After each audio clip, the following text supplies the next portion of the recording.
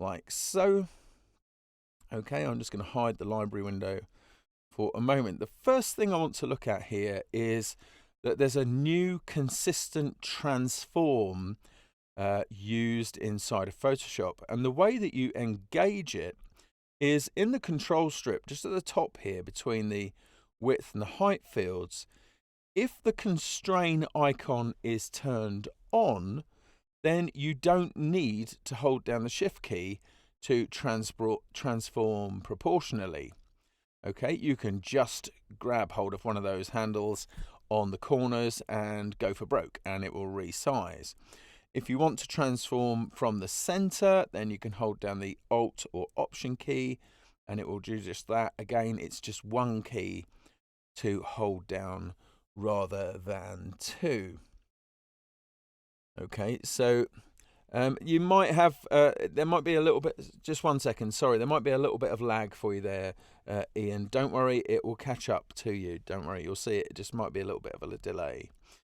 Okay, so you can do that option, and this will stay selected for as long as you actually need it there. If you want to change it, then you can turn that off and it will be disproportionate. Although, to be honest, if you hold down the shift key, so the old behavior, if you like, just there, okay, then it will do that, of course, disproportionately. I'm just going to undo that. And of course, the unlimited undos that were introduced last time, or the just no additional keys to do it, Command Z, or Command Z, it will do those all the time. Now I'm just going to size that back up just here to pretty much where it was when I let it land, and I'll just apply that transformation, because if you want to use that particular feature, the one that I just mentioned, and in the preferences before, so of course on the Mac they're in the Photoshop menu just here, on Windows they're in the Edit menu, you would need to go to your options here. You'd need to go to the General options. If you already had Use Legacy Free Transform turned on before you upgrade to 2020, right? So when you get to 2020, that will stick. And in order to use the persistent thing that I just mentioned by clicking the link icon, okay, you'll need to turn that off first, or else it just won't work properly, and you'll think, oh, something's broken, or it doesn't work at all, but it actually does work quite well. Okay, so you can see that. Just remember to turn that option off if that is what you want to use. And trust me, it's a lot easier without having to hold down that key. The only snag is when you get into other applications that you use, because they don't use that, then you have to remember to use the shift key. But anyway, not to worry. Okay, so the transformations there, okay, are pretty straightforward. The next thing that I want to point out to you that has changed is related to transform.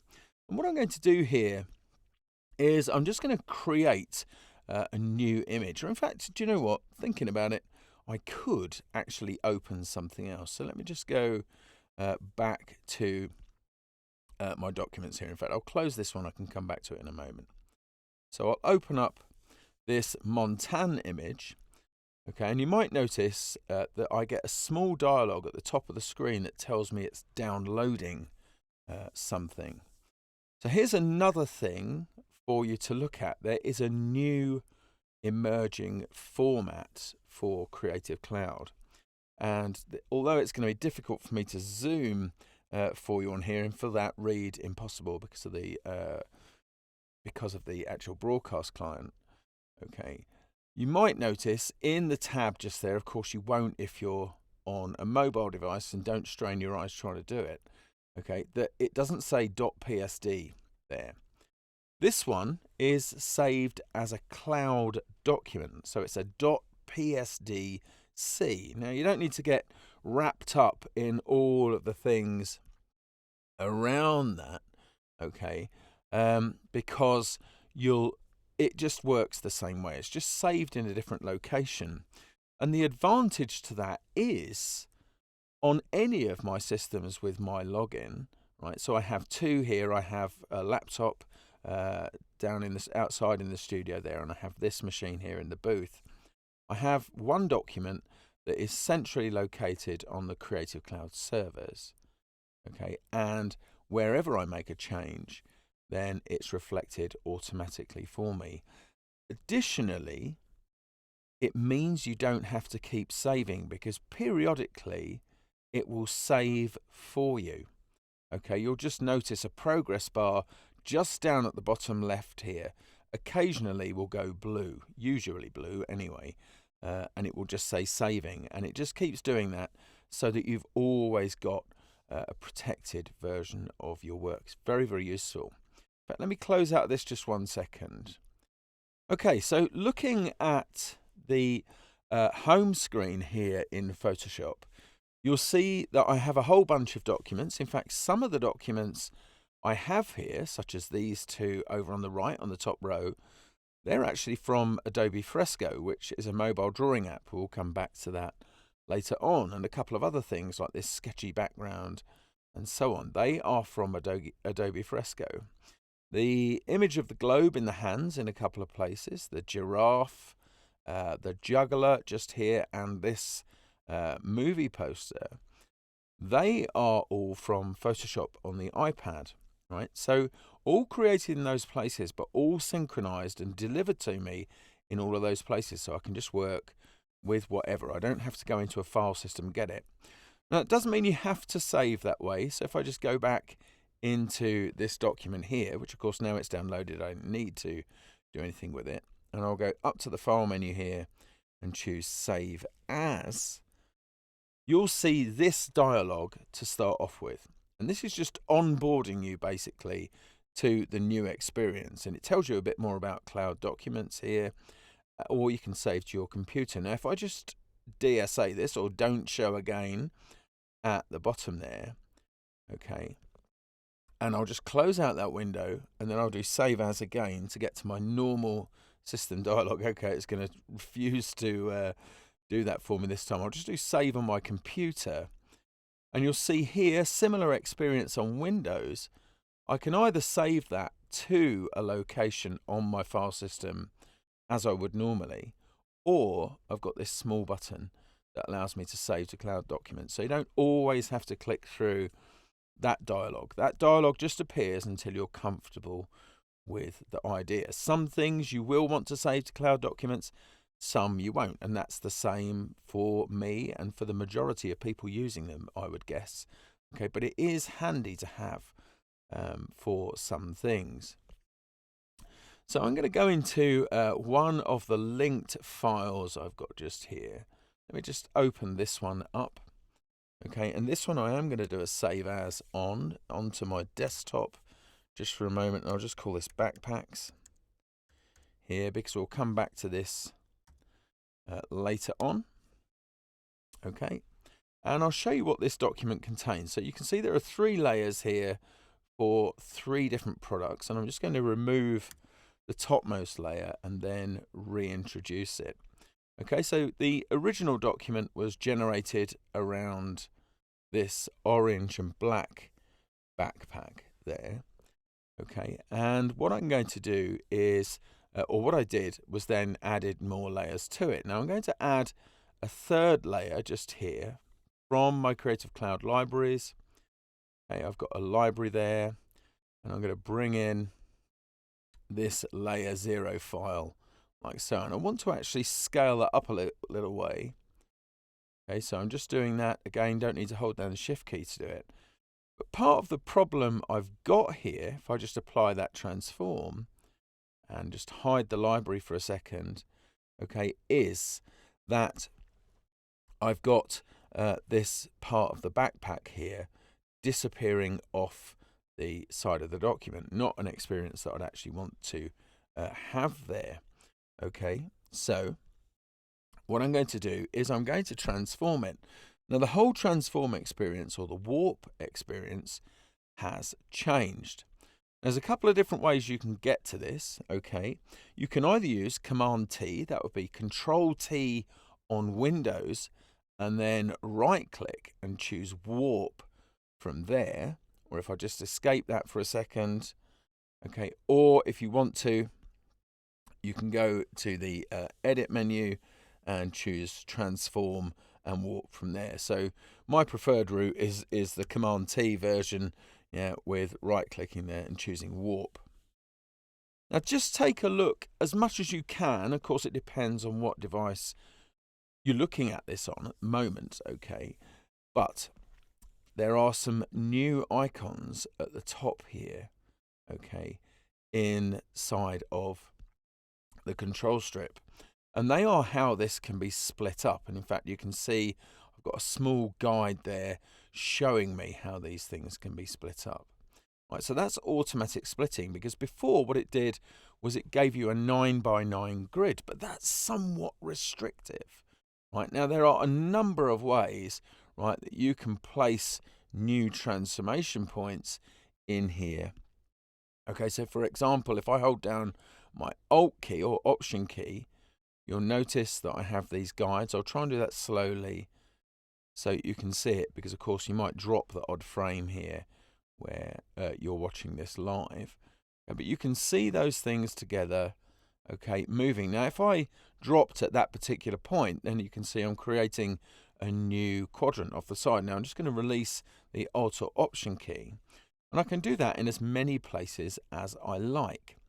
I can still use the grids, so you can see here, for example, I've got 3x3, 4x4, 5x5 there, and custom. So if I choose custom, I can dial in as many columns and rows as I like.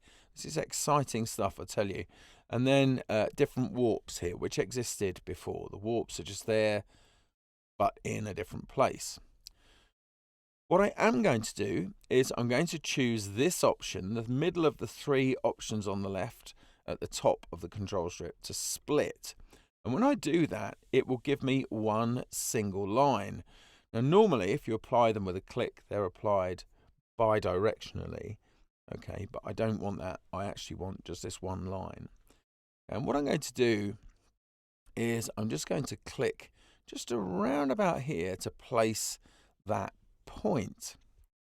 Okay, so transformation will only occur on either side of these things, depending if I use them independently. So what I'm going to do is use the controls on the left hand side here. So I'm going to go from the bottom to start off with.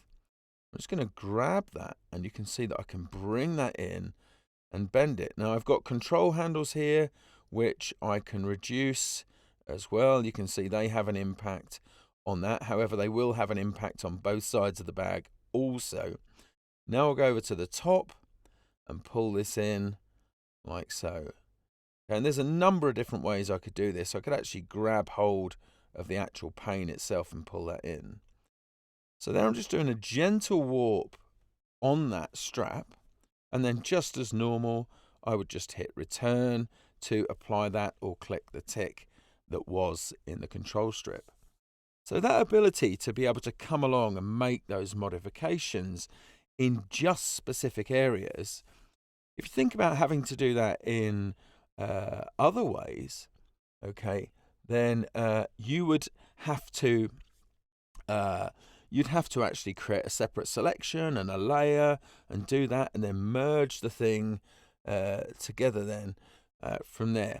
Okay, so that's really, really useful to do. Now I'll just get hold of any other random image here just for a moment. So let me just have a look what I've got in my Creative Cloud library. I should have a few different things here that I could use. So I'm just going to pick one at random. Could always use a kitten. They're always good for things like that. In fact, I think what would be really good would be something like this. Let me just choose this image here. Okay, I'm just going to copy that. I'm going to select it, copy it, close that one out, create a new image. I don't know if this comes across, by the way, in the live stream, but the dialogues now for creating new documents, which were stretching out in the 5 to 6 seconds, right? Doesn't sound like a lot, but it is when you're doing production work, as I'm sure you'd all agree. Now it is instantaneous. The dialogues pop up and they are instant, and even the launch of the application is so much quicker than it was before. In fact, if I do this now, if I go 3, 2, 1 and then do Command N, so 3, 2, 1, Command N, boff there straight away, you see. Really, really cool. Anyway, I'll just dismiss that and paste down this image here of these fab trees that I've used in a composite for a few things, but I'm just going to use them here for the transform.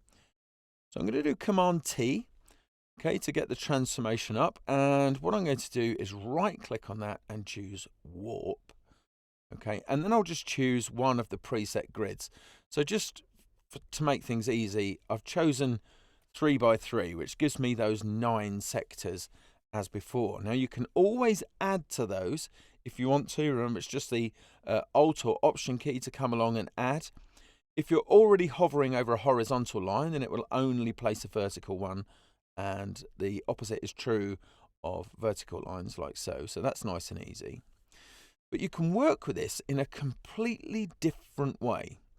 Okay, so what I can do now is hold down Shift on my keyboard and just drag a marquee, okay, over any of those points. It just so happens I've gone for the 4 middle ones there, okay, and it shows me that they are selected in a couple of different ways. But I can then move that whole sector around if I want to. If I move to one of the edges, and this is difficult to see with the cursor, right? So this is something you'll have to try and use when you get 2020 yourself. But I can actually make transformations there. If I just go towards the kind of edges, let me see if I can get to where you can see the double arrow. It's kind of tricky to find that. Whoops, I just went for that one single one there. So I'll just undo that and select those 4 again. It really is a little bit tricky to get that arrow, but you can use the sides to transform top and bottom, and they will transform bi-directionally, so in and out. You can even go outside of one of the corners and rotate that sector around, which is crazy. Right, so let me try something else for you here. I'm just going to hit the escape key just for a moment, just to come out of the transform, and then I'm going to bring that back. Okay, so I've just done Command T again there, and when I do say Command whatever, yeah, of course you can take it as read that on Windows that will be Control and whatever from there. So sometimes I forget to say both, or I'm just in so much excitement I forget or don't do it. So I'm just going to choose to warp here, so right click and warp. Now I'm going to use a custom grid. Okay, so I've gone to these options in the control strip at the top, and from the grid options there, I'm choosing custom. So I'm going to dial in my own gig. Okay, so what I'm going to do is I'm going to choose to do 12 columns, okay, and just 1 row. Okay, 12 columns, 1 row, and I'll hit OK. So it creates me these 12 columns. I'm going to click on the first one here on the top, and I'm going to hold down Shift, and I'm going to skip one, click on the next one. I've still got Shift held down for the whole time here. Skip one, go to the next one. Skip one, go to the next one. Skip one, go to the next one. Skip one, go to the next one, and skip one, and go to the one on the top. My Shift key is still held down. I'm going to go down to the opposite bottom corner. Okay, and I'm going to click on that one. Then I will skip one and click on that one, skip one and click on the next one, skip one, click on the next one, skip one, click on the next one, and again, and one final time. There you go. So now I've got all of those points just there selected. And what I can do is just grab one of those points. Look at that. Move that around like so. There's a few other things I could do with that, but I've got like a groovy corrugated thing there. Even if that was a starting point for me to do something even more exciting, right? You can see how I can mass manipulate a whole set of points. There are tons of possibilities that you could exploit for doing this kind of thing. It's just an exciting new dimension to the whole transformation model from there. Okay, so I could apply that. I'm not going to. I'm just going to hit escape just to come out of that and leave that back at the trees. So let's take a look back at the file that I mentioned earlier. Then. Okay, so here I've got a few different things inside this file. We're going to have a super fun, happy moment with this thing very, very shortly. What I want to do is just introduce a couple of things here. So, in fact, you know what? This might be better. I'm going to do this in a blank file just here. Let me just delete this layer, and I'll just fill this with a colour just for the moment. Any old colour. Let's go for a middle grey, like so. Okay, Alt backspace to fill that, like so. Okay. So I'm going to add a few different things here. What I'm going to do is I'm going to add some pixels. Let me just get this backpack. I'll just get that and copy it, go back into this file and paste. There we are. We've got a very dodgy cutout of a backpack. So I'm just going to call this one pixel layer, like so. Okay, so I've got that pixel layer just there. I'm going to get my type tool. Okay, and I'm going to click and I'm going to type printing charity just there like so. I'll just select all of that and change out the color. So I'll change this to white, like charity, charity just there like so. And I'll apply that. So I've got a text layer, which we can see just there quite clearly.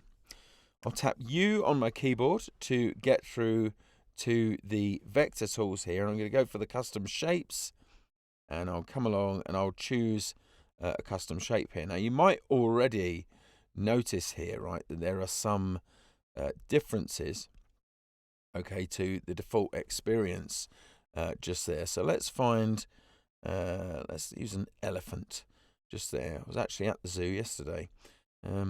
So we'll use this elephant just there like so.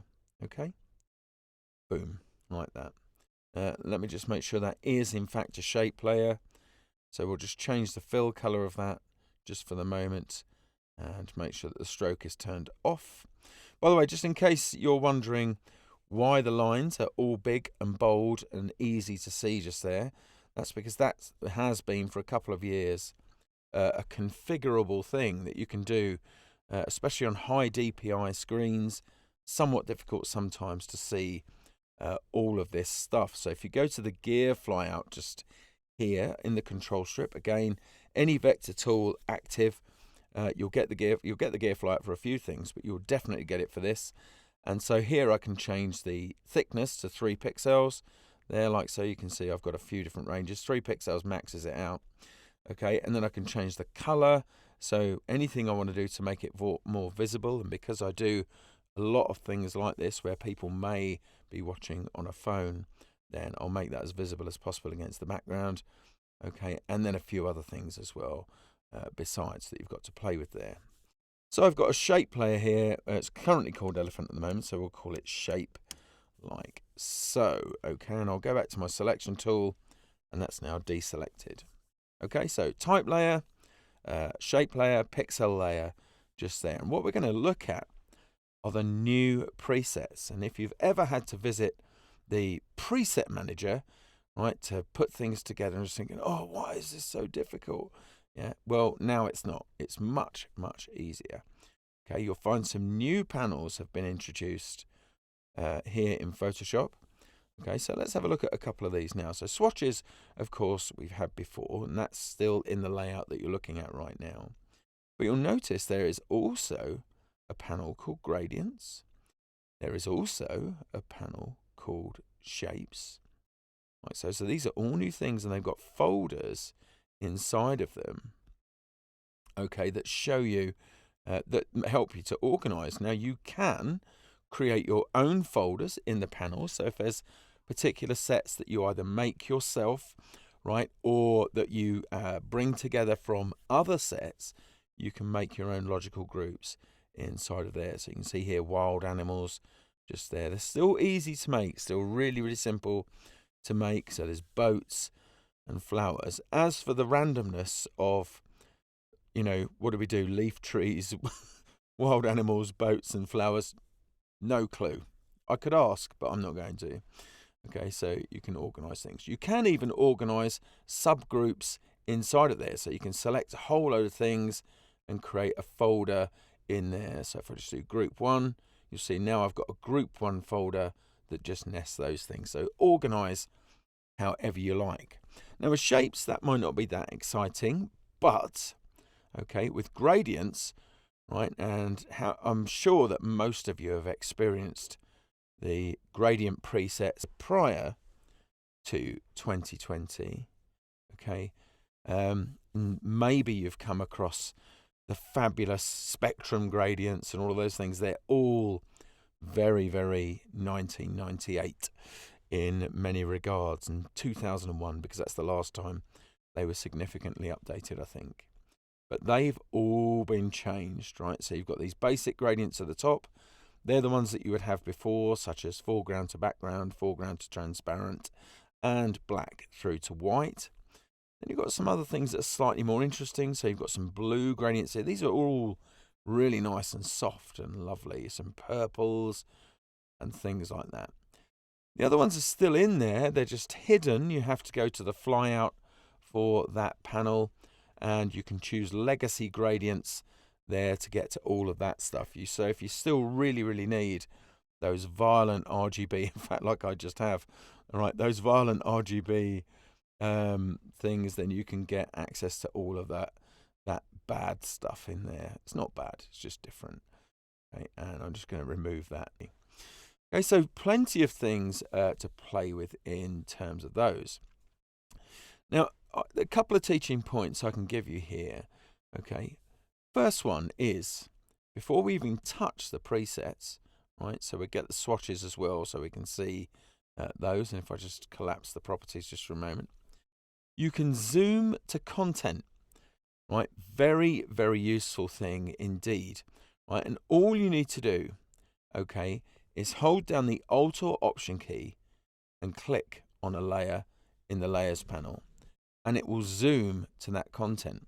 I'll just do that for the other two layers so you can see it, right? So I'm going to go to the text layer and it zooms to that. I'll go to the pixel layer and it zooms to that. That's really useful, right? Saves you from kind of having to zoom out, zoom back in again to different places, to things that are on disparate layers. Okay, so very, very nice that you can do that. Okay, so if I drag a color from my swatches here, and you can see they've been organized slightly differently as well, so plenty of things in there, and my recent swatches at the top too.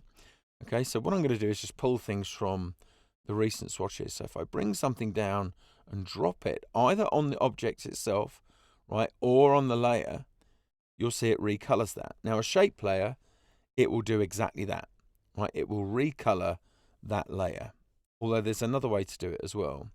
Let's go to the text here. Okay, so I'm going to zoom to that, and again, I'll drag a color out onto that text layer. Now that changes because effectively the vector shapes that make the text, right, they can be recolored in the same way that elephant was, but they don't accept gradients, right? So if I go to a gradient just here, so let's just choose something that's easy to see. So these oranges, and drag that onto the text layer. You'll see that what it does instead, it doesn't beep at you or say you can't do that. It just adds it in a different way. Okay, and you can see there it's added it as a gradient overlay. So a style component from Layer Styles. It's done that, right, for you. So it doesn't go like, no, sorry, it just does it. So that's really handy. If you drag something like that onto a pixel layer, so let me just zoom to that. Okay, so again, I'll use a gradient just here, drop it on the pixel layer. What it does instead is it creates another gradient overlay, right, but it masks to the content. Can you see that? So because there's transparent pixels there, it just drops it and not masks, clips it to that. You can see the little clipping triangle just there, or triangle arrow just there. I'm just going to back off from that because if you want to, you don't have to do it that way. Okay, if you hold down the Alt or Option key and drag that on, then it just applies that, right, but doesn't clip it to the layer. Now you can always hold down Alt or Option and click between the two layers to clip it yourself manually, but it's just nice and logical, okay, that it does all of that in the first place. Really useful indeed. And I've made a truly awkward to look at design, but there you go. Right, so those things are really handy. All of these new presets and the way they're organized, it makes them easier to export. So when you want to export presets, much simpler to do. Right, so let's take a look at a couple of other things as well. In fact, while we stick with libraries just for a second, I'm wondering how many of you actually use already I'm just undoing here while we're talking. Okay, just to go back to where we were. How many of you use Adobe Capture on a mobile device to capture things, turn them into patterns, vector shapes, brushes, all of that good stuff that you can do? If you don't, do explore it. Very useful. I haven't met anybody that uses Capture that doesn't love it. It's awesome, just incredible. Okay, so let me give you a flavor of what's changed here in Photoshop. I'm going to go to my layers. I'm going to go to my layers panel just here. Okay, and I think just for now I'm going to stick with what I've got here on the screen, and I'll go down to the plus at the bottom, and you'll see this new Create from Image option, just the bottom there. Okay, I'll choose that, and this is a special instance version of Capture. Okay, now at the moment it's just showing a part of the grey background. So do you know what I'm going to do? I'm going to come out to another image just here. Let me just choose, I'll choose this backpack, and I'll do create from image if I can. It's going to let me, it's not going to let me. Okay, let me just flatten all of this one here. I'll do create from image again. Okay, now look at what's happening here. You can see this small triangle in this area. If I make the dialog slightly larger, right, you can zoom in and out of your file there. Okay, you can rotate as well if you need to. Look at the pattern that's being generated for you. Okay, now you've got this pattern area just here, which determines how it's going to be made, right? So if it's going to be sort of a hex pattern in that way, or a grid, okay, brick patterns, all of those sort of good things from there. Okay, so tiles, there you can make these patterns. You can change the mode, okay, between colors and grayscale, and just have fun and generate yourself a pattern from an image. Okay, so you can play around with those things, and then when you're happy, you can click Save to CC Libraries, and you've got a pattern swatch that you can use. You can also create shapes. Okay, so we'll come back onto here, we'll go to Shapes, and you can see how you can create vector shapes from the artwork. Not as many super cool options as you have inside of Capture itself, okay, but it's pretty good if you haven't got Capture at the time, or you want some of the benefits of Capture, okay, without actually having it. Now I've got this eraser tool just here, and I'm going to erase the elephant here and the word "the printing charity" there. I'm just basically going across this like so. So I'll just erase this just for the moment. Okay, I've got my little backpack just there. I'm going to focus on that. All right, I'm just going to add in a bit more. Like so, I'll do Save to CC Libraries. Just there, and momentarily you will see that it's actually been added. If I just close this for a second, it's been added here to my Creative Cloud library. So I can use that as an asset, okay, in pretty much everything. So I can use it in the mobile and desktop tools. So I could bring that into InDesign, for example, which now supports SVGs, which that most likely is. And you can see I can use it here in Photoshop.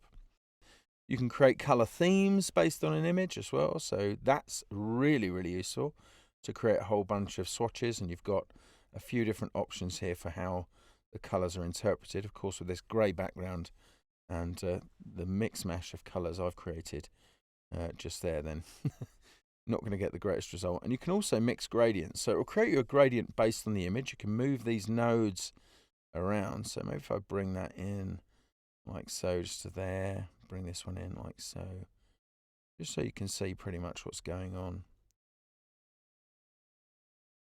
And I've got a gradient that I can use somewhere else, so we'll just keep that just for there. I'll just do save to CC libraries. It's saved. I'll close the panel.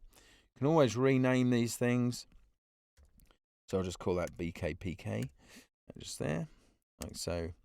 And there you are. I've got an asset I can use, something else I can apply to different things should I need to do that. So that in itself, very, very exciting.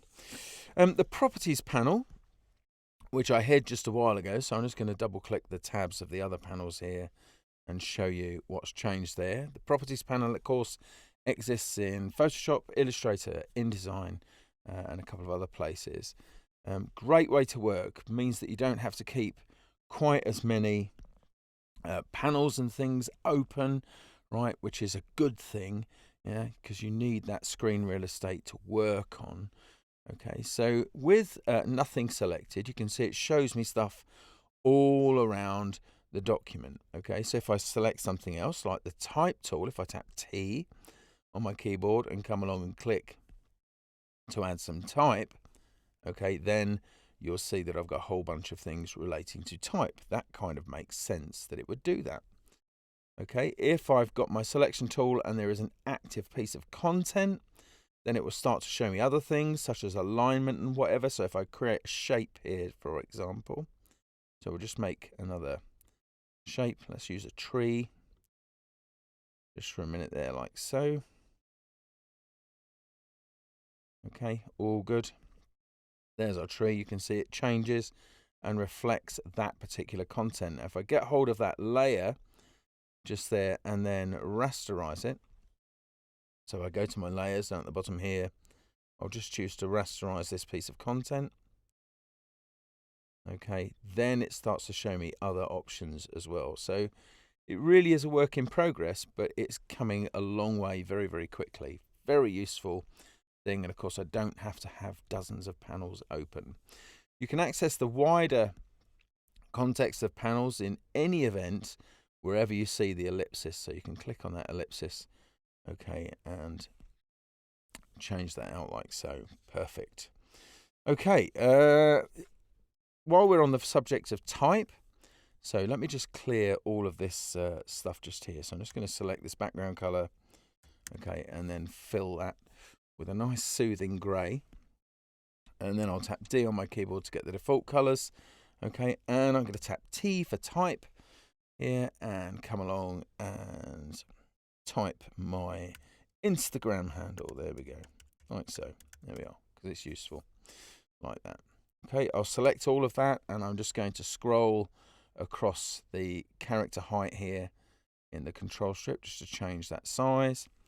Hold down my command key and bring that onto the middle of the artboard like so. All right, so you get access to all 17,000 fonts that are available in Creative Cloud.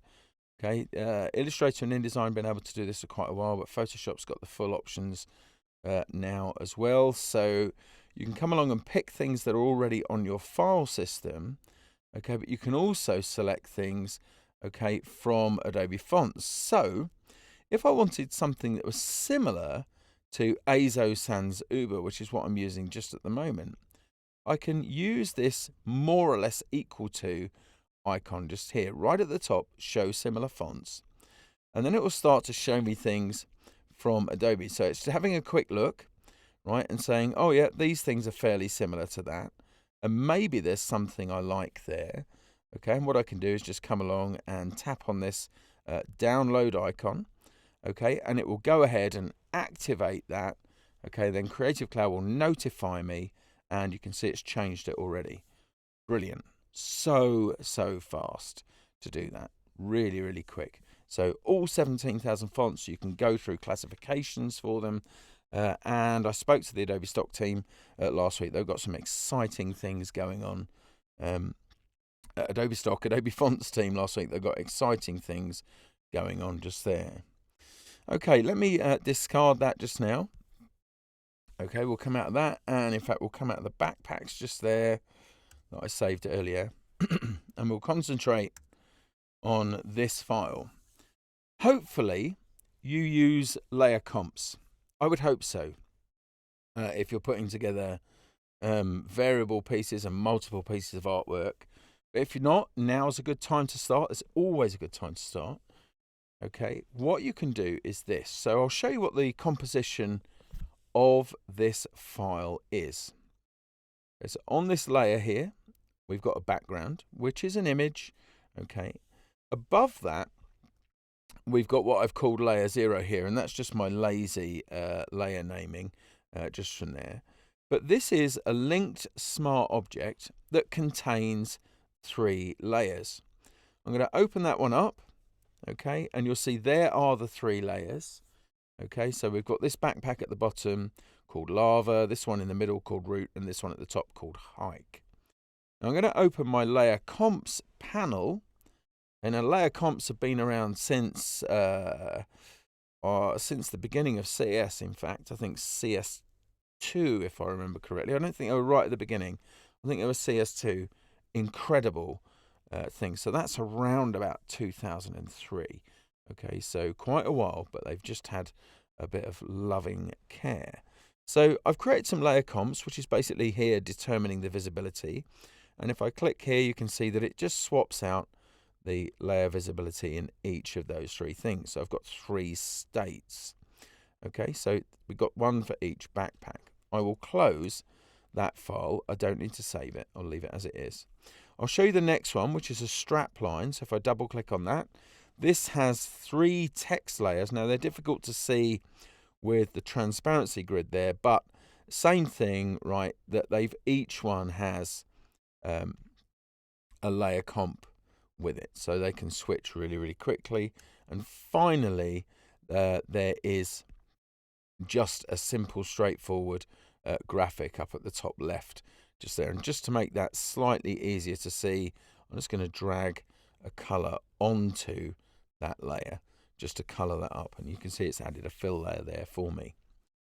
Okay, so where the new stuff comes in, because what you've just seen is not new, you've been able to select a layer and a smart object layer, and if it has a layer comp attached to it, let me just close up the swatches here, it is reflected in the properties panel. I can see the different layer comps and I can change them out.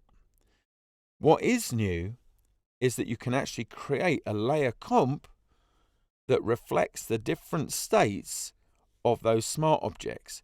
Now that does take a bit of getting your head around. Okay, I'm going to try and do this. We might actually just run just a little bit into my comfort break time, but that will be fine. We'll have a little break anyway. So what I'm going to do is I'm going to go to layer 0 here. I've got the lava layer comp selected. I'm going to go to strap, and I've got the lava strap selected just there. Okay, so I'm going to go to the layer comps. I'm going to add a new layer comp. Okay, and I'm just going to call this one lava boss. We'll call that one lava boss. Okay, because it's got everything on. I'm going to turn on this option here. This is a brand new option, layer comp selection for smart objects. Okay, you can comment if you're working with co-workers and so on. And so that's done. Right, what I'm going to do now is I'm going to go to the first layer here, layer 0. I'm going to change this one to the root backpack. So you see that changes us there. I'll go to the strap here and I'll change this one to the root strap. So you can see that's changed. Now, whoops a daisy, didn't mean to do that. Just added some text by accident. Now what I'll do is click on the layer comp here. I'll call this one root boss, just there. Layer comp selection is on. Now with one click, I can move between those 2 things, and it does all of that activation for me. It was great to use those before, But where you had multiple layer comps, you'd have to go along and switch each one on. Now when you do it and get it set up, nice and easy. And if the contents of those smart objects change but retain their layer names, then you've got yourself a super powerful workflow just there. One quick thing on painting, okay, just before we stop for the break. We'll pick up with Illustrator in the second half, so I'll just create a new image here because it's so easy to do that fast, and I'll just choose 1080p here, and I'm going to paint. Okay, so I'm going to tap B here. There are a few different things with brushes that we can do, and I'll change the brush size, okay, like so, and the hardness just there. Okay, and I'll set my opacity here to 100%. Okay, and I'll tap D to go for the default color. So I'm just going to use just a simple brush here, just one of the soft rounds. Okay, so I'm just going to just do some painting like that. There we go. Now you can and have been able to erase using the clear blend mode. Now that means you need to know the shortcut for the clear blend mode if you want to use it. And actually it's only available on a layer, so what I'm going to do is just add a new layer and then paint on that. Okay, so there we are. There's my painting on some layer. Right, so what I could do is switch to the clear blend mode, which means I can use that brush, same brush as an eraser, so same brush tip. I'll just change this back to normal.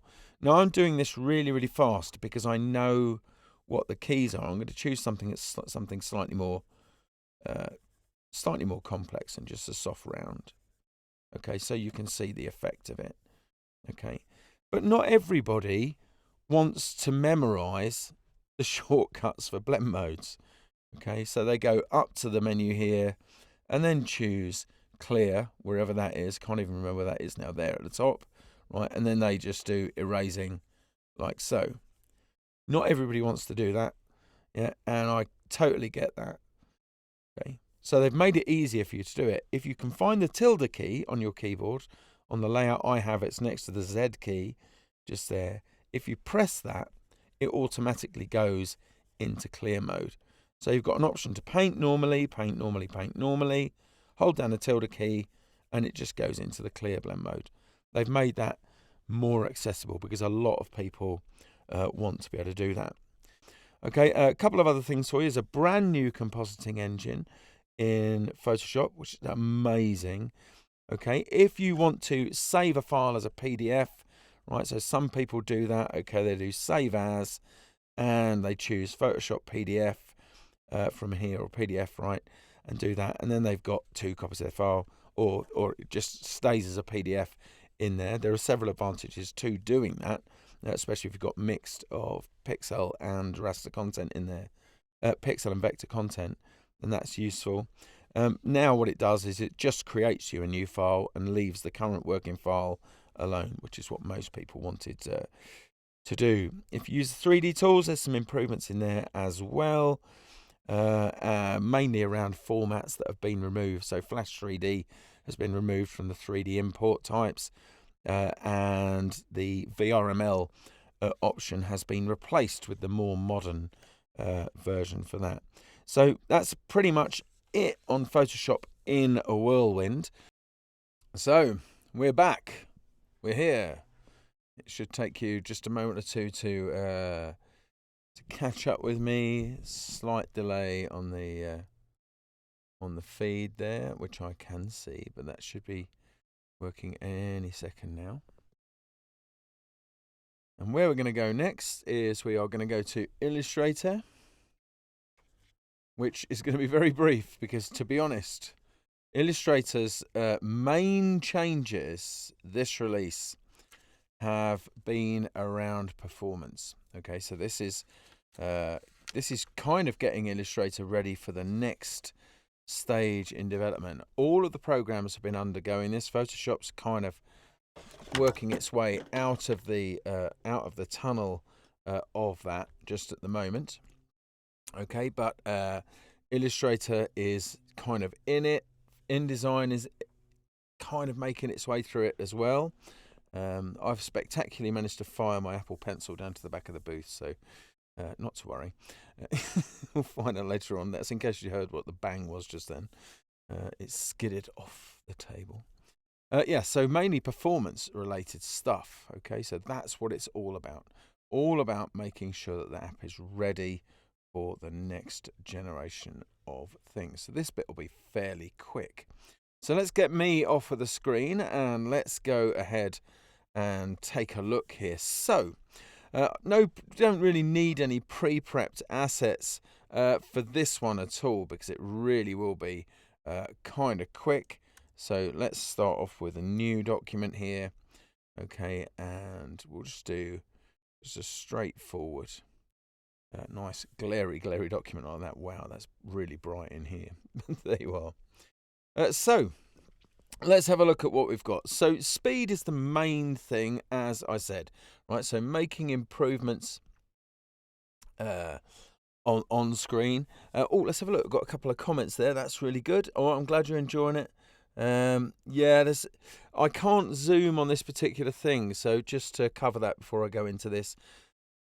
Normally we would use my Zoom room, which has no relation to the zooming I'm talking about, but because we were oversubscribed, we moved it to YouTube to do this, and the broadcast client needs special configuration to enable the zooming, which I did not have time to do because I've just come back from the US. But I will work on that for you and hopefully get that ready for next week. So there's some screen zooming. Glad you're enjoying it. And even if things aren't something you do all the time at the moment, at least you know they're there, Nicola, which is the main thing. You know that there's something you can start looking for. So don't be intimidated by that stuff. Just make a note of it and think, that may be useful to me. I'm going to look into that in the future. Okay, so what I'm going to do is going to start out with some text just here.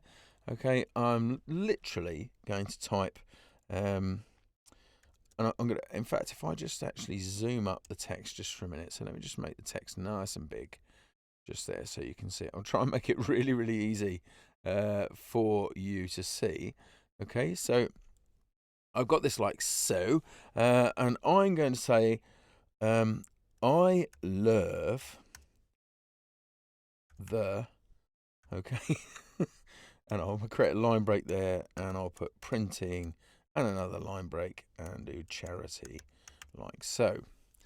Now, what you would normally have to do in Illustrator to check your spelling, because of course we all check our spelling, right? I'm sure we do, right? Is you'd go up and you'd use either Command I or Control I by default, or you'd go up to the edit menu and choose spelling from there and get it to check the spelling. Why, oh, why, oh, why, oh, why, you may ask yourself, doesn't Illustrator just check it for you as you're going along like everything else does? Well, the good news is now it does. They've built in dynamic spell checking, so all you do is you make a journey up to the edit menu, come down to spelling and choose auto spell check, okay, and it will do that for you. And very, very thin line on this particular screen resolution here, but you can see that LERV just there has been highlighted, so I can right click and look at that. No, it's not lure and it's not curve, but I know where I've gone wrong, so I can just fix that like so. So there you are.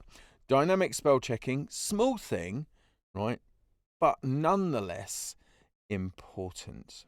Okay, so I'll remove that from there, and what I'm going to do next is I'm going to draw just a little bit here. I'm going to get my pencil tool, okay, and let's draw sort of a mountain type range here like so, something like this. Okay, so there we are, something like that. And you can see that that's been smoothed out like so automatically by Illustrator. So let me just undo that. I'm going to double click on the tool itself to access the pencil tool option. So what I'm going to do is say be accurate, right? So I'm applying very, very little smoothing to this automatically. In fact, pretty much none just there. You can see the difference between the two things. Because if I was drawing mountains, I probably want them to look rugged. and mountain like so, something like that. Okay, and you can see this time a whole different experience, right? A lot more anchor points there because it has tried to maintain the fidelity of my movement across the screen. Okay, well, that's perfect, exactly the way I want it, but sometimes you may want to apply a little bit of smoothing. Now, what you would do previously is you would go Object, so Object menu at the top there, you'd come all the way down to Path, and then you would choose Simplify from there and get a fab dialog. So let's just try that actually on here and see what it comes up with. And in fact, now it comes up with the new widget. Let me just show you what the old one would have looked like. It would have looked like this. Okay. Now, the quickest way for you to do it is actually to right-click on it. Okay. So if you right-click, you'll see Simplify is in that list. And now you get this widget. Okay. And the widget has a simple graphic representation, right? A path with just a couple of points on one side. And then on the other side, okay, a path with many points. So it should be fairly obvious what it's going to do, but you can move that to the side like so. Your path will change to reflect what's going on there. It will also briefly tell you how many points are involved. So if I go all the way to the right to make it complex, you can see there are 56 points, which is still somewhat less than what I had before, but then I can trade off. Now, just to the right of the slider, there's this small magic or auto option, right? And it will just do it automatically. It will just try and guess it itself. And if you want to go to the old dialog, okay, and actually do that, then you've got an ellipsis just there that you can click on, right? And you can get into all of that good stuff just there. Most people don't want to be fair. They'd be much happier with just the automatic option. So I just cancelled out of that, as you saw. Okay, so that's the main thing in terms of that as a tool. The other thing, which is kind of difficult to demonstrate, especially when you're in a situation where bandwidth is going to change, so it's easier for me to describe. A couple of things have been moved to background tasks.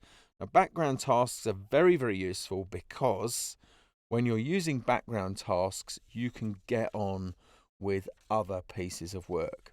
And the two things are background save. So if you save and you're working in a big complex file, okay, then it will move that to a background task. You can't save again while you're doing that because it just does that.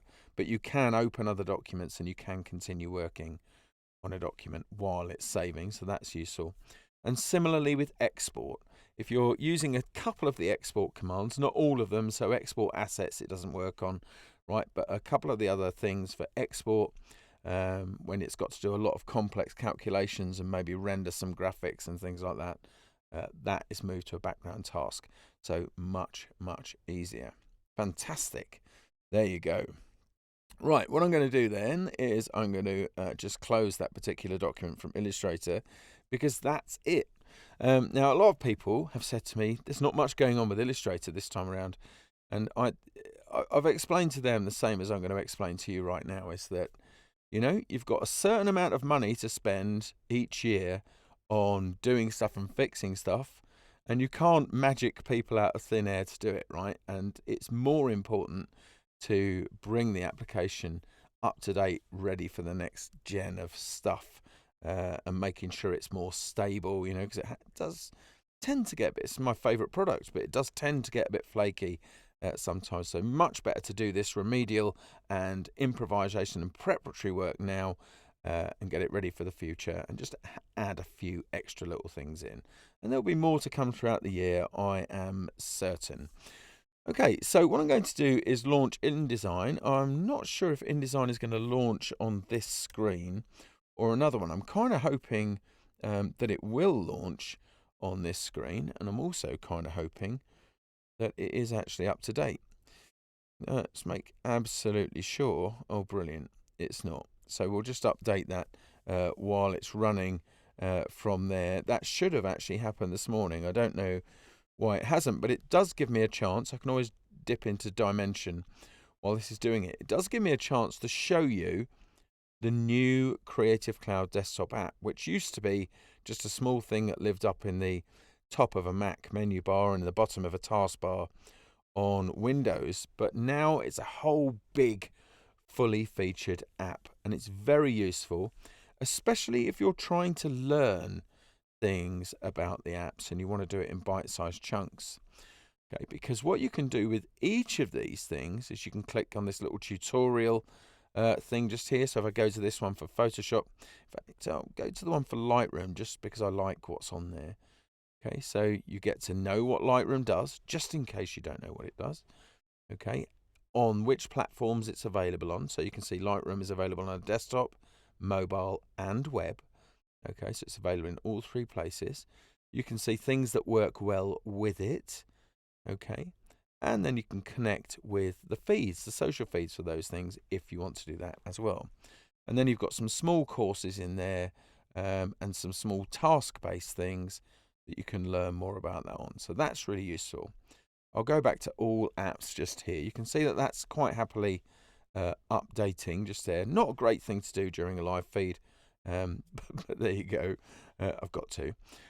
Then you can go by tasks. So if you think, well, I work primarily in design and layout, you can click here and it will show you the tools that are typically used in design and layout.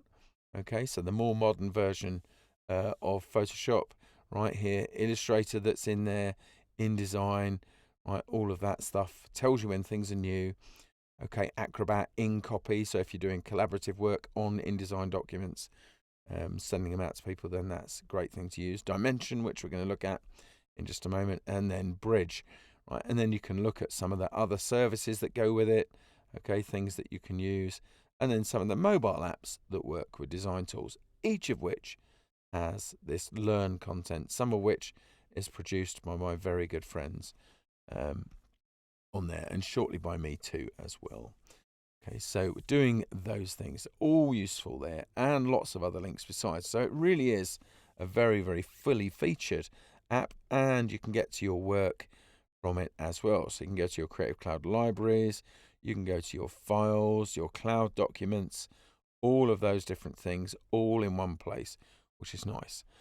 The ideal is to keep it running in the background, okay, not to quit it, keep it launched. You can just hide it whenever you don't need it, okay, but it's there for when you do.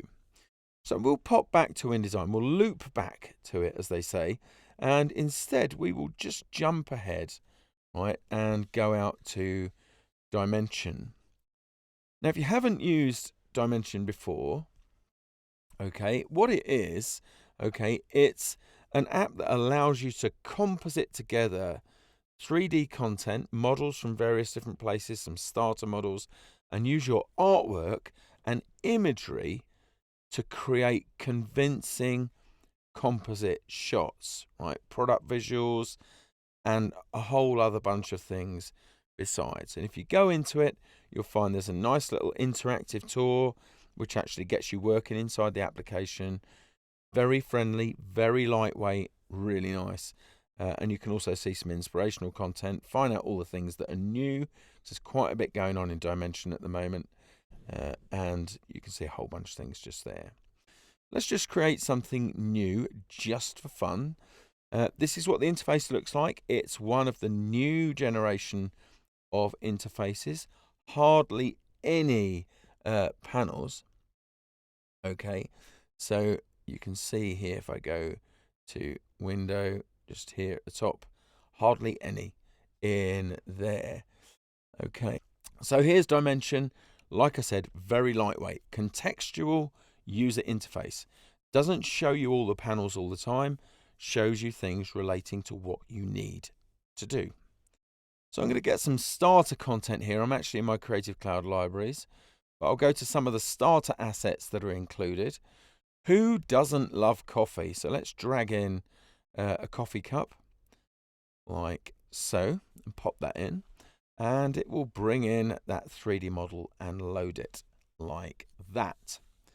Okay, so I'm going to close out the models just here. Okay, now I've got various different materials. So these are the Adobe standard materials. Just underneath those, I've got some materials from Substance. So Substance Designer was acquired, or Algorithmic, the company that owns Substance Designer and Substance Painter and all of those things, they were acquired earlier on in the year. So Adobe's got all of that good stuff. They're big in the 3D world. If you're a designer, you may not have heard of them. Don't worry.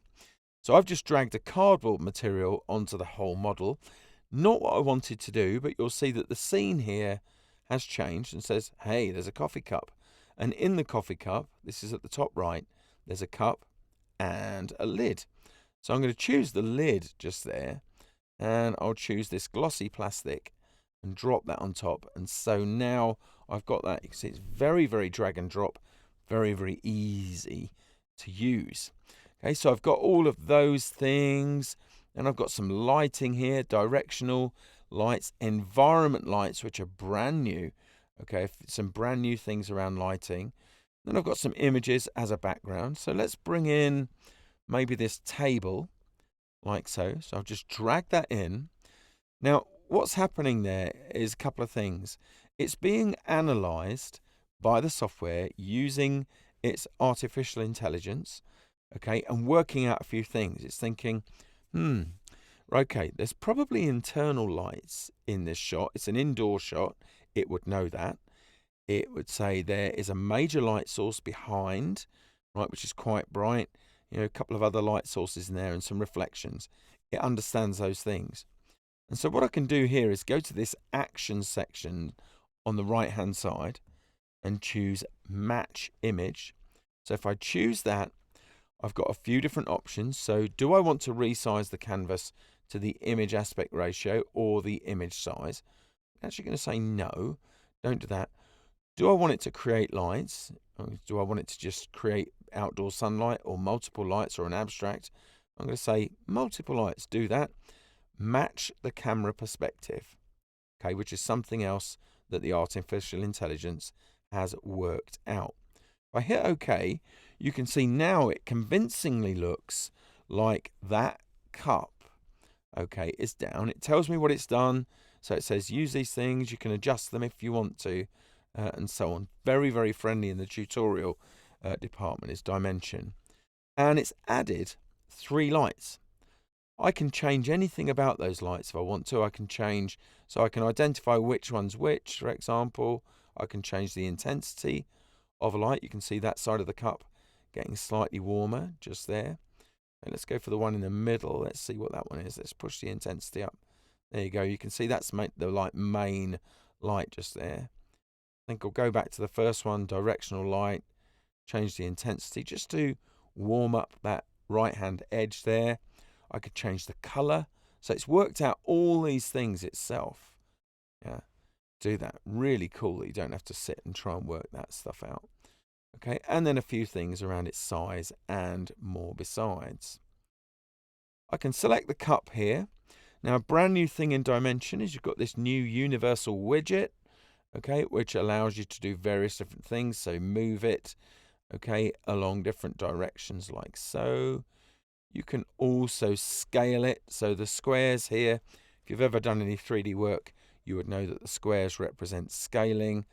So I'm going to scale it, but I'm going to hold down the Shift key and then just click to drag upwards like so. Okay, so I scale all 3 different axes. Now, if you don't want to use the widget, and there's rotation there as well, if you don't want to use the widget, okay, then you can actually go to the selection tool, okay, over on the side here, and choose individually purposed tools from there as well. So I've got those things. You can see all of that image stuff going on. I'm going to switch out to my Creative Cloud libraries here. And I think what I'm going to do is switch to a different library.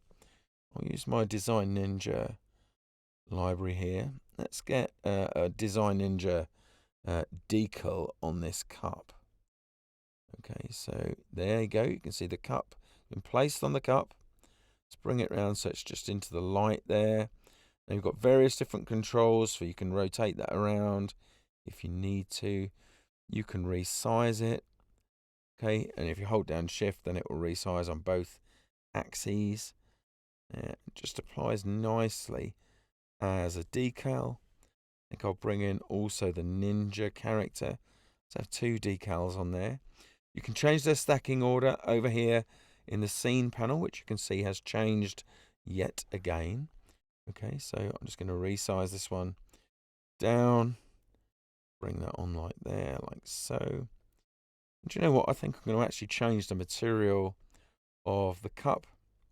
I'll go back to the starter assets. Let's make this kind of a funky, we've got a pattern just there, so just drop that down. Okay, and then just bring, oh, I think that's coming in as a decal actually. Let's undo that. I should have applied it as a material. Not to worry, I'll use one of the other materials just for the moment. Let's go along with something from Substance. Oh, I think this is going to be a special edition cup. This can be a smooth red there, like so. Red's a bit harsh, and besides, the Design Ninja likes orange, so let's just make that more orangey and choose something, in fact, more towards light. You can hopefully get a sense of how easy, okay, this is to work with. Okay, a couple of other things that are new this time around. If you have used it before, okay, you'll notice that the render preview actually does reflect quite accurately the lights and textures. That's brand new. If you're using a GPU, then there's some GPU rendering benefits to be had there as well. And if you're considering doing stuff in augmented reality, you can select a whole object. Now you can see I've used this scene panel just here to do that. You can actually come along and go to the file menu, go to export and choose selected for aero. Right, so if you've seen Adobe's augmented reality application, you can get in there, mix up your content in Dimension, export it for Aero, then sync it to Creative Cloud and bring it in to Aero, and then place that inside of environments. So if you haven't had to play with that, and I know this is the printing charity, but printing forms a very, very broad spectrum these days in giving a full service operation, and it may be something that you want to play with. So that's really exciting. So you've got all of those good things in there. Just in case you've never seen it before, you can actually render out from here as well. So I'm just going to choose sort of a low quality here just for now, just so you can see what it looks like. There is a cloud rendering service as well, and it uses its own purpose-built renderer, which is fantastic. If I just choose render, that will start working. You'll start to see it being rendered here inside. So it's doing a lot of different passes to render out a high fidelity version. And just take a look at that now. Look at how real that is starting to look. It's incredible, right? Really, really incredible that you can do all of that in there. And that's just about done. In fact, it is done. Okay, so I could then go ahead and go out to wherever that file is. Okay, so it's out here on my desktop. Okay, and I thought it was, oh, there it is, untitled PSD, which of course I can't get to from there. But if I've still got Photoshop running, which I don't, but I can have in just a second. Whoops a daisy. Let me just stop that from updating in just a moment. That's the previous version of that, so I can say stop. For that, I'll do open the current version of Photoshop, which it's going to do, and you'll see that the launch time on this has decreased significantly as well. Now I'll open up that file from the desktop. So here it is, untitled PSD. You can see everything is layered, right? So there's the cup, all rendered out on top just there. There's the background image. Okay, so you've gone from studio shot to in the background. And then you've got some depth maps here as well, some other bits of information that you can use for selection. So you've got object selection masks just there. Okay, you've got depth information for focus and so on. It's worked all of those things out for you. And then the selection masks for the different materials, which you can just play with because you can turn those things on. So if I turn those on for a moment, if I just use something here to select it. Now, it's not often I use the tragic wand, but I am going to use it just now, just to select that, get a selection of that cup. right? So now I've got that selection. I could come out here to this layer and maybe add an adjustment for that. So let's just do a black and white adjustment, and you can see how it's targeted just on that point, right? I didn't have to go and use selection for that. Do you know what? I've just realized I want to stay in Photoshop for a moment. There's something I didn't get to show you first time out when we were doing that earlier. So I am going to stay in Photoshop just for a minute. Let me show you. Okay, so I'm just going to take this adjustment layer away. Right, I'm going to select everything here, and I'm going to do a merged copy. Okay, so Shift Command C, Shift Control C. That copies everything right in this layer and below. I'm going to close this document. Okay, and create a new one using the clipboard contents and paste. Okay, I'm then going to bring in something from my Creative Cloud libraries here. Like so. So this one that you saw right at the very beginning. Okay, and I'm going to bring that up like so. So what I want you to think about here is selection. Okay, so I'll just apply that.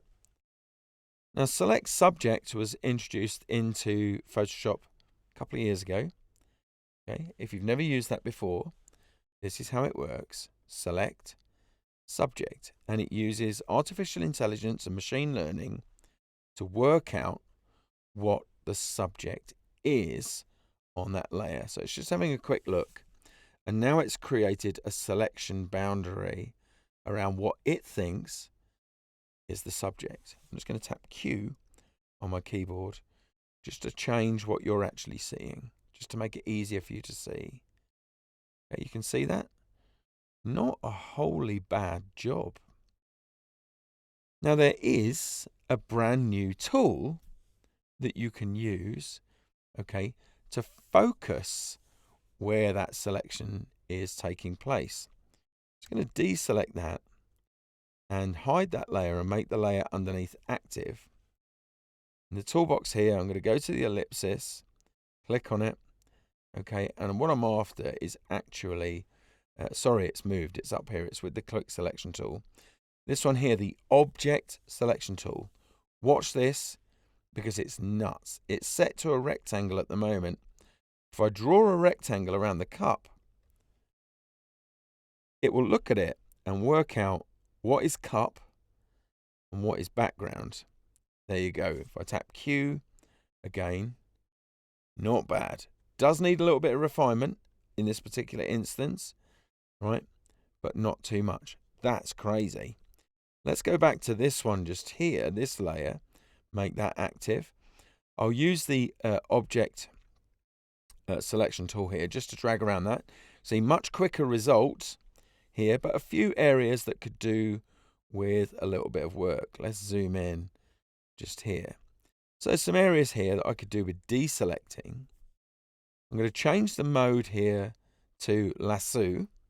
Just drop down just at the top. And then to make anything pretty much in Illustrator, in Photoshop, work the opposite way around, hold down the Alt or Option key. I'm just going to drag roughly around there like so. And it reanalyzes, and look at what it's done. It's improved that selection just there. And then what I could do is switch out to select and mask, because we've got some areas of contention here, of course. So the hair. So I'm going to choose my feather brush tool here.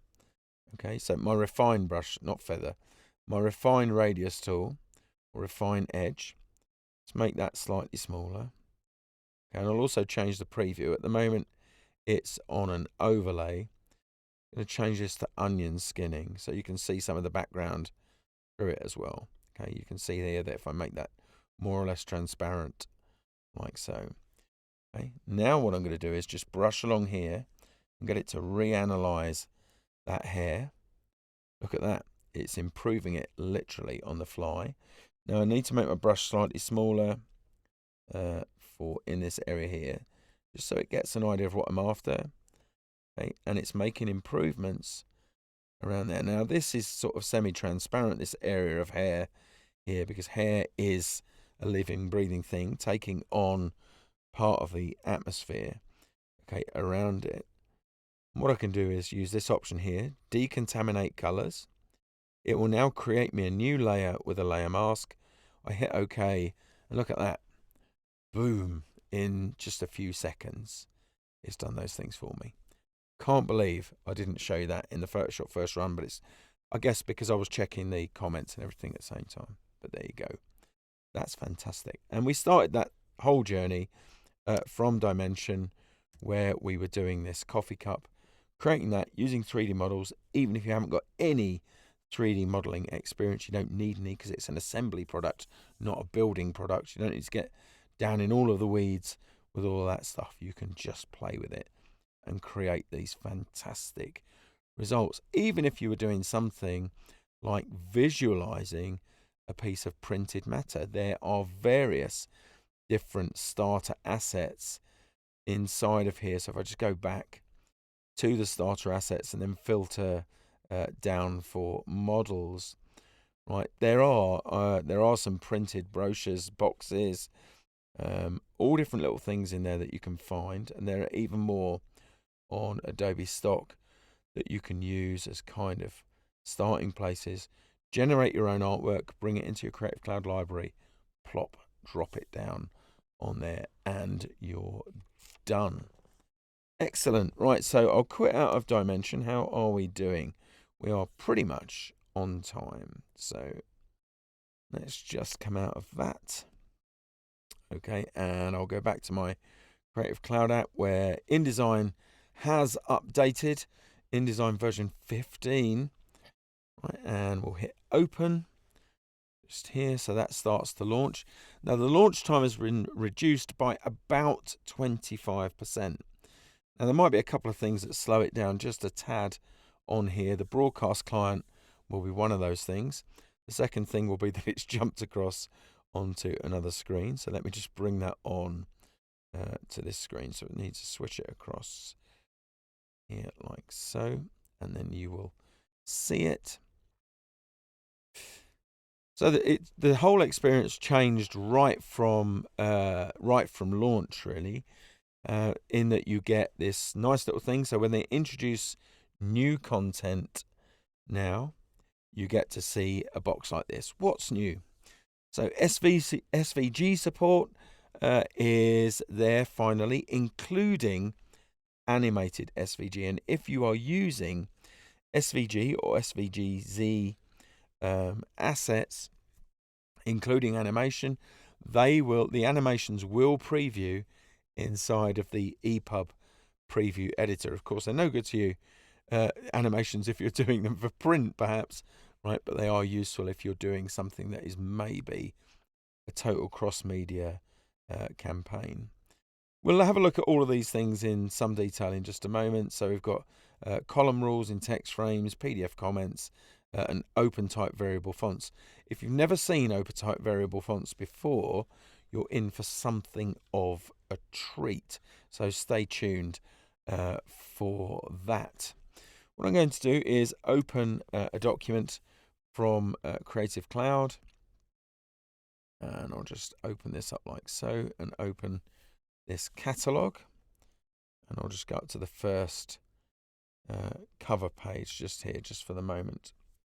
Okay, so it's going to hide the guides there just for a minute. So this is just something I've put together from a template, basically, for the purpose of this demonstration. So this is the theoretical cover of a document. I've got an image inside of it. Now, this is the only image I have of this lovely lighthouse. Okay, but I'd like something different because I used this in the previous version of the catalogue.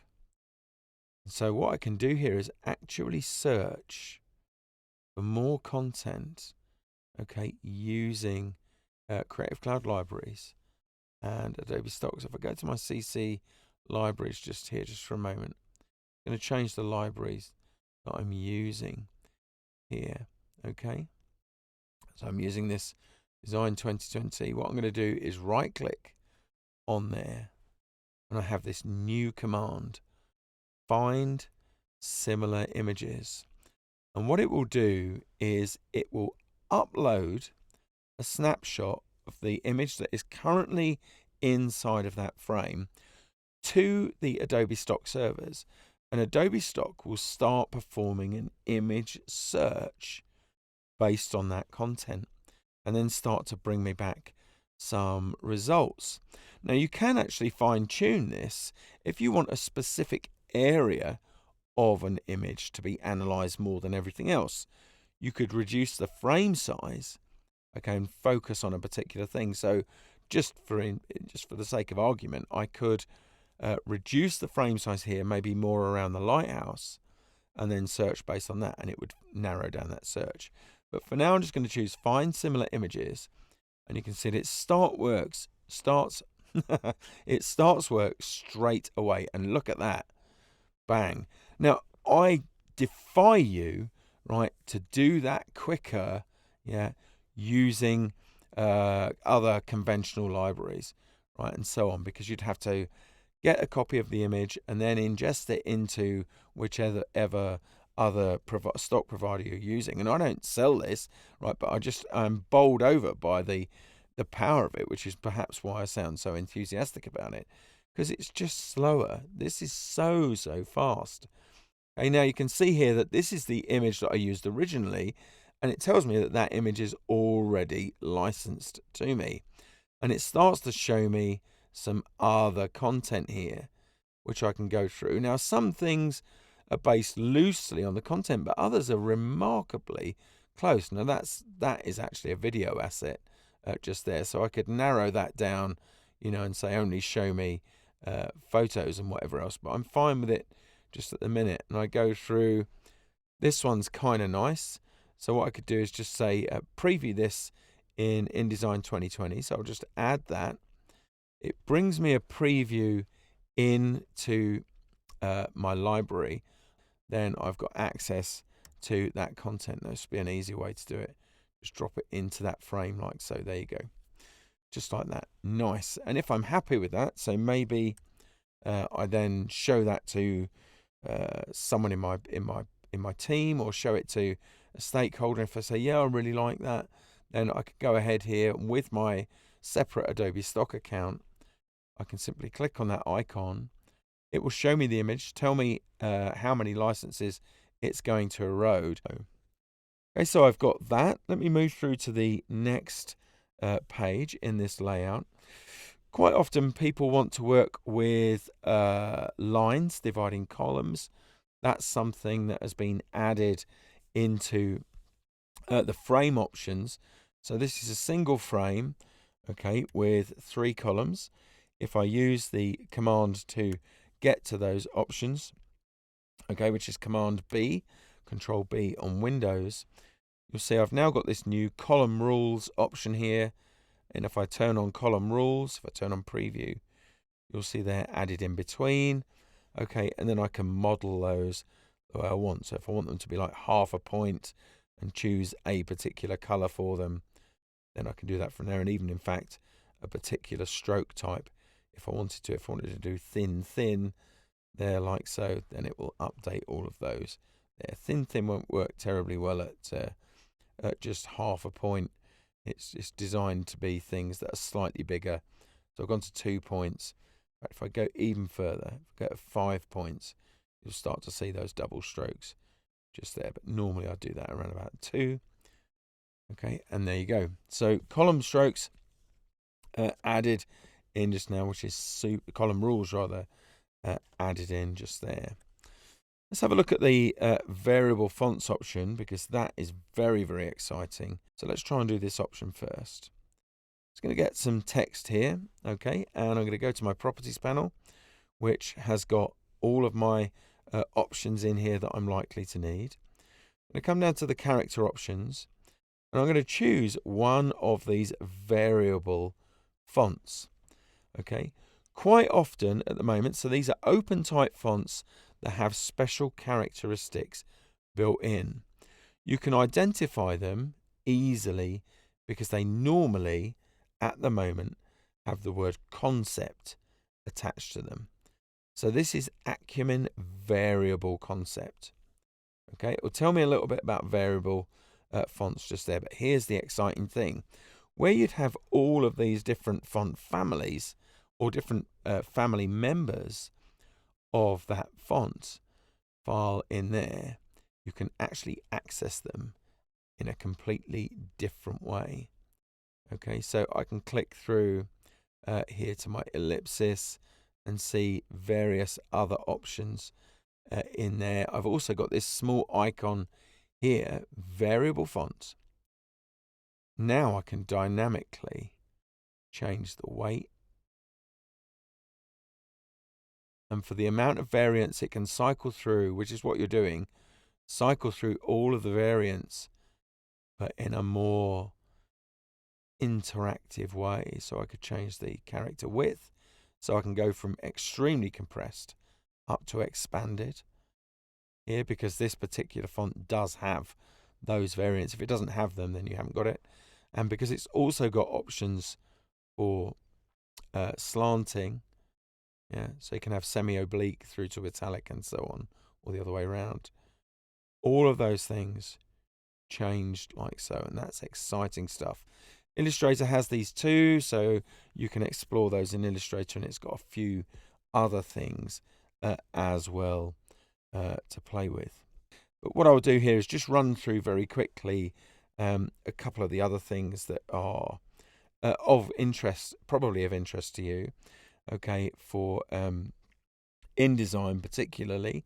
Okay, so if you work in a PDF system where you're sending out PDFs for comments, now I don't have one ready here, but if you can send that out, people commenting on it, you can actually bring the comments back in, right? Maybe if I get a chance, I'll set that up for next week for you to see it.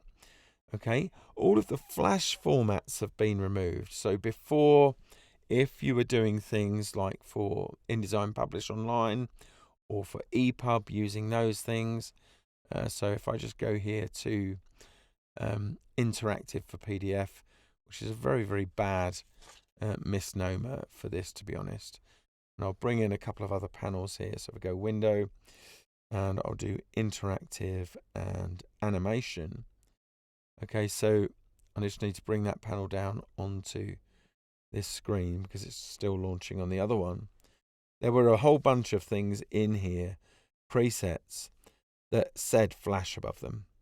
Okay, they've all gone. All of that stuff has gone because Adobe are no longer distributing the Flash player. Okay, they're kind of winding that whole thing down. So they've been removed. Wherever they existed in InDesign, they've gone. You can now add keyboard shortcuts for paragraph styles, character styles, object styles, table styles, cell styles, and more, okay, without using the numpad. If you've ever tried to do that before and create a paragraph styles, if I use it with this text here, okay, and if I go out and switch to my paragraph options and try and do a new paragraph style, okay, before when you went to use a shortcut, it told you that you could use a combination of a command, a modifier key, and a number, but the number had to be from the numpad, right? So that separate little pad of numbers that you get off to the right on a full expanded keyboard. You can now do that with other things as well. You don't need to do it from the numpad, okay, which is really, really useful to be able to do that.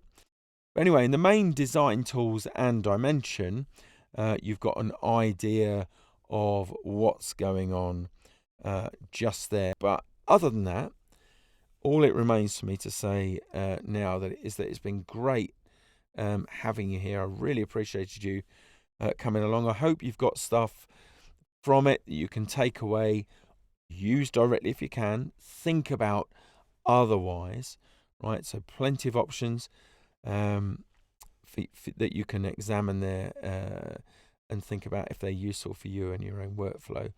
And hopefully see you next week.